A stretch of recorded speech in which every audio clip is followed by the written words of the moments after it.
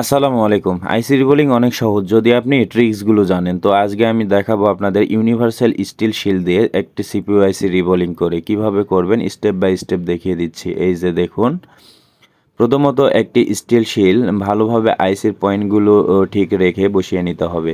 এরপরে উপর থেকে প্রেসার দেওয়ার জন্য একটি ক্যাঁচি অথবা অন্য কিছু ব্যবহার করতে পারেন। এই যে দেখুন বল পেস্ট ব্যবহার করার কিছু ট্রিক্স রয়েছে। অবশ্যই এইভাবে একটু টিস্যু দিয়ে মুছিয়ে নিবেন, এতে তেলকা তেলকা ভাবটা চলে যাবে। এই যে দেখুন শুকনো হয়ে গেছে। তো এবার নখের মধ্যে নিয়ে ভালোভাবে আইসির চতুর্পাশে ভালোভাবে লাগিয়ে নিতে হবে যেন কোনো অংশ ছাড়া না পড়ে।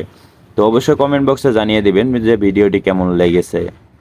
এই যে দেখুন আমি ভালোভাবে দিয়ে নিলাম। অবশ্যই টেম্পারেচার আপনার হিট 330 অথবা ইয়ার 2 অথবা 3 রাখতে পারেন। এই যে দেখুন আইসিটি আমাদের সুন্দরভাবে রিভলিং হয়ে গেছে। তো যেহেতু ইউনিভার্সাল স্টিল শিলে রিভলিং করেছি, একটু থিনার দিয়ে নিব, এতে আইসিটি খুব সহজে স্টিল শিল থেকে রিমুভ করা যাবে। এবার আমি একটু ব্রাশ দিয়ে পরিষ্কার করে নিচ্ছি যেন আইসিটি ভালোভাবে রিমুভ করা যায়। এই যে দেখুন আইসিটি কিন্তু আমাদের পুরোপুরিভাবে রিভলিং হয়ে গেছে। তো ভালোভাবে পরিষ্কার করে নিতে হবে, এরপরে মাদারবোর্ডে ইনস্টল করব। তো ভিডিওটি যদি ভালো লাগে অবশ্যই আমাদের ফেসবুক পেজটি ফলো দিবেন এবং ভিডিওটি ভালো লাগলে বন্ধুদের সঙ্গে শেয়ার করে দিবেন। ধন্যবাদ।